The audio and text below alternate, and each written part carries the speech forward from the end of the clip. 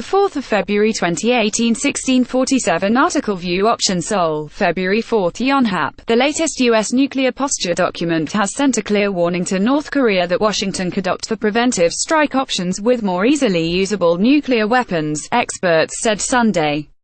On Friday, the U.S. Department of Defense unveiled its Nuclear Posture Review (NPR), in which it mentioned the development of new weapons such as low-yield nuclear warheads and the mobilization of nuclear-capable radar-evading F-35 fighters. Analysts said the low-intensity nuclear platform could make Washington more tempted to consider using nuclear arms first, even in response to a conventional attack, though the NPR stated that nuclear weapons will be employed only in extreme circumstances. The latest NPR is a very stern warning to the North, considering that it warns that any North Korean attack against the U.S. and its allies will result in the end of its regime. Park Won-gon, a security expert at Handong Global University, told Yonhap News Agency. What NPR talks about is that tactical nuclear weapons with low-yield warheads could be used not just in a retaliatory strike following an attack, but also in a preventive strike against the North, he added.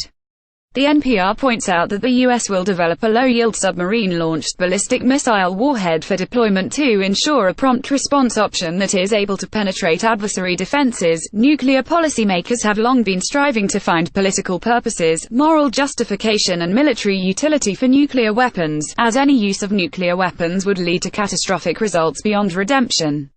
However, low-yield warheads will lower the psychological threshold for the use of nuclear arms.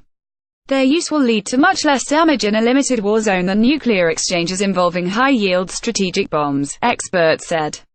The NPR may hint that the U.S. will seek to develop low-yield warheads not just as tactical nukes only for the purpose of deterrence but for actual military use, Park said. Former U.S. President George W. Bush once sought such tactical arms, but the Obama administration made a botched attempt for a no-first-use policy in line with his mantra of a nuclear-free world. Now, the Trump administration is picking up from where Bush left off, he added. Experts said the U.S. may aim to develop new nuclear arms with yields of 10 to 20 kilotons. A kiloton is equivalent to 1,000 tons of TNT.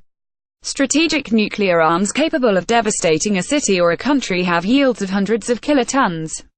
The NPR's mention of low-yield warheads came amid Washington's reported pursuit of a bloody-nose strategy aimed at launching limited strikes on some of Pyongyang's key military targets to instill psychological fears into the regime and prevent its provocations or aggression. Some observers said nuclear weapons with low explosive power could dovetail with such an attack scheme.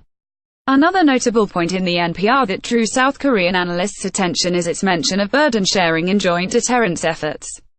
The United States will coordinate integration activities with allies facing nuclear threats and examine opportunities for additional allied burden sharing of the nuclear deterrence mission, the NPR reads.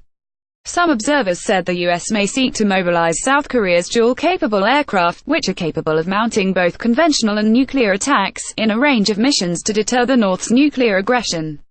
Seoul plans to bring in a fleet of 40 F-35 fighters from the United States for deployment here, and those fighters can be used as a platform for aerial nuclear military operations involving low-yield weapon systems, analysts said. However, many cautioned that America's nuclear deterrence strategy, which originated from the Cold War era, may not work effectively when it handles potential adversaries like a highly unpredictable North Korea. Cold War-era nuclear strategies, ranging from a massive retaliation strategy to flexible response strategy to mutual assured destruction, have been based on the belief that adversaries would think rationally and make rational choices, they noted. This image provided by Yonhap News TV shows the U.S. nuclear posture document. Yonhap Schluck at yna.co.krend